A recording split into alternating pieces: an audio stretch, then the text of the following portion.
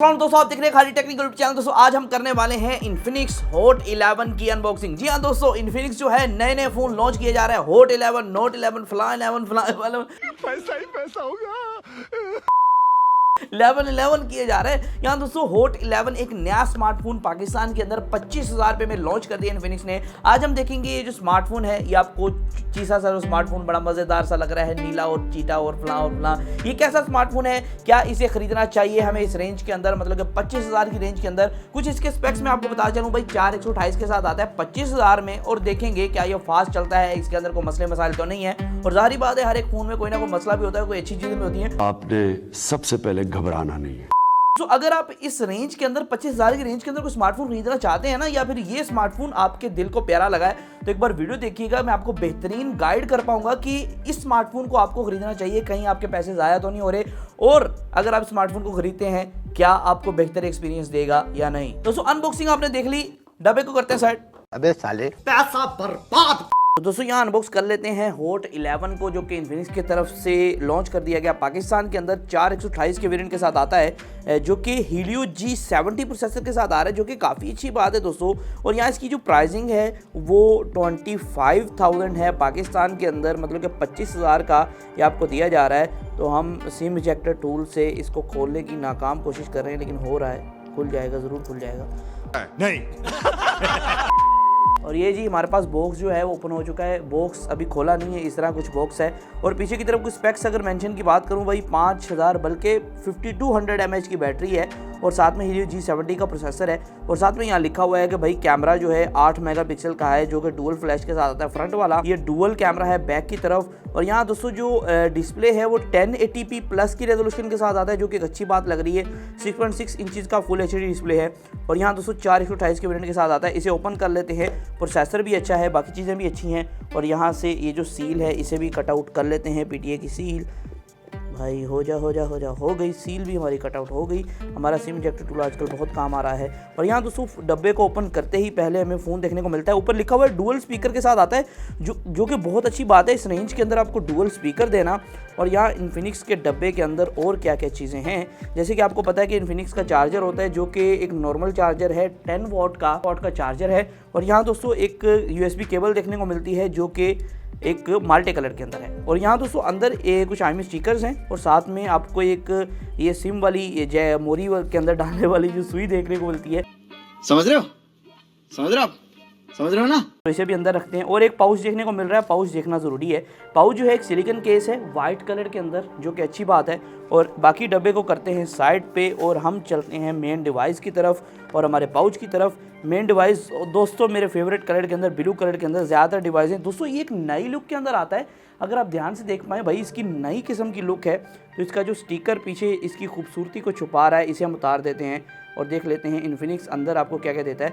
ये इस मॉडल को बहुत ज़्यादा इन्फिनिक्स ने अभी मार्केट नहीं किया है, जो कि मैं काफ़ी हैरान हूँ। हालांकि ये जो मॉडल है काफ़ी अच्छे स्पेक्स के साथ मार्केट के अंदर आया है, तो इसकी मुकम्मल टेस्टिंग करेंगे। और यहाँ ये कैमरा अजीब से लग रहे हैं, हालांकि ये जो दरमियान वाला है कैमरा नहीं है, सिर्फ वैसी मोगोरी सी की गई है। ऊपर वाला एक सेंसर है और नीचे वाला सेंसर है, काम तो यही करता है, नीचे वाला सेंसर काम नहीं करता है। और बैक पे फिंगरप्रिंट स्कैनर है। और इसका जो बैक लुक है ना, मुझे काफ़ी अच्छी लगी है। और दोस्तों पाउच डालने के बाद ये भी काफ़ी औसम लगेगा, क्योंकि इसका डिज़ाइन बैक का काफ़ी चाहिए। देखें पाउच डालने के बाद भी काफ़ी इंटरेस्टिंग फ़ोन लग रहा है। तो अनबॉक्सिंग आपने देख लिया, अब बात करते हैं हम मोबाइल फ़ोन के बारे में। दोस्तों मोबाइल फ़ोन है ना भाई, एक बार देखने पे तो एक बहुत ही नई लुक लगती है। लेकिन दोस्तों एक मैं छोटा सी बात बताता चलूँ, आजकल जो बहुत सारे चाइनीज़ मैन्युफैक्चरर फ़ोन्स हैं इस तरह के आपको देखने को मिलते हैं, जो कि बैक पे पर आप कैमरा शेप देख रहे हैं ना, ये एक नई लुक नहीं है। ये काफ़ी चाइनीज़ फ़ोन के अंदर आपको बैक शेप देखने को मिली थी, तो इन्फिनिक्स ने वहीं से कॉपी पेस्ट किया है। लेकिन दोस्तों कॉपी पेस्ट करना अच्छी बात है, क्योंकि आपको अच्छी चीज़ दी जाए तो ये एक अच्छी चीज़ है। काफ़ी एक डिज़ाइन नया दिया है इन्फिनिक्स ने अपने कैमरा के अंदर, तो आपको अब दूर से पता लग पाएगा कि ये इन्फिनिक्स का ये मॉडल है। अक्सर मॉडल का ये पहचान नहीं होती भाई दूर से कि ये कौन सा मॉडल है। भाई ये तो एक जैसे 4-5 स्मार्टफोन है। कौन है ये लोग, कहां से आते हैं? दोस्तों यहाँ जो है ये स्मार्टफोन के अंदर 52 mAh की आपको बैटरी देखने को मिलती है। और साथ में पहले हम स्क्रीन की बात कर लें भाई, 6.6 इंचेस का आपको सामने की तरफ स्क्रीन देखने को मिलता है, जिसके बेजल काफ़ी ज़्यादा कम है। और ये एक वाटर ड्रॉप नॉच के अंदर आता है। यहाँ थोड़ा सा ड्रॉबैक है कि अगर आपको पंच होल दिया जाता तो ज़्यादा बेहतर हो जाता।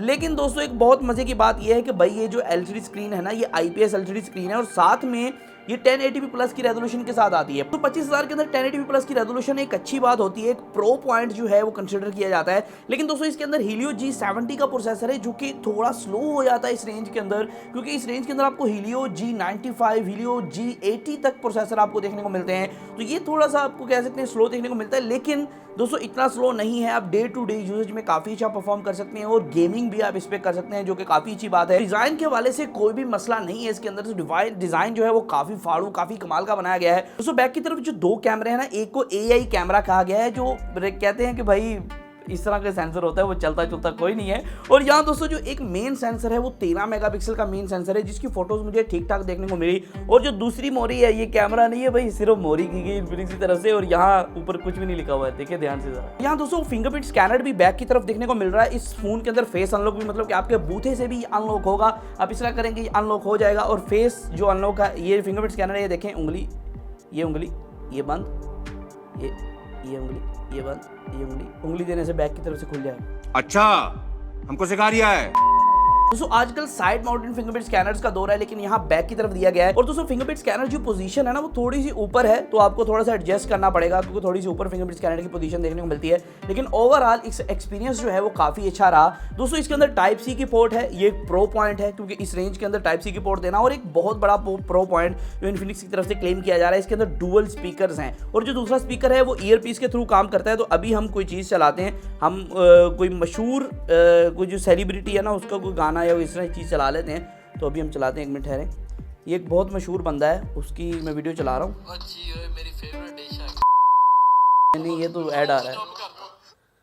दोस्तों आप देख रहे हैं खाली टेक्निकल चैनल। दोस्तों ये देखें दोस्तों, हमने सेलिब्रिटी को चला लिया है। कुछ पूछा मैंने कुछ। सबसे पहले घबराना नहीं है।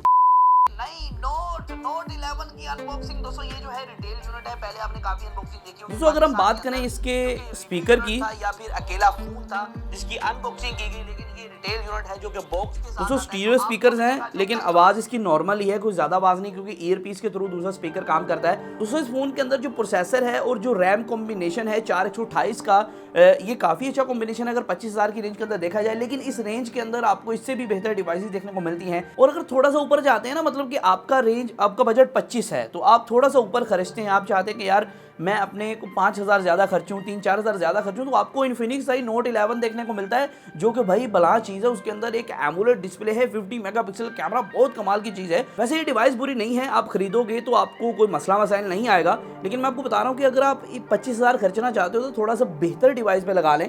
अगर आप ये डिवाइस ले चुके हो या लेना चाहते हो तो नो डाउट ये भी डिवाइस काफ़ी कमाल की है।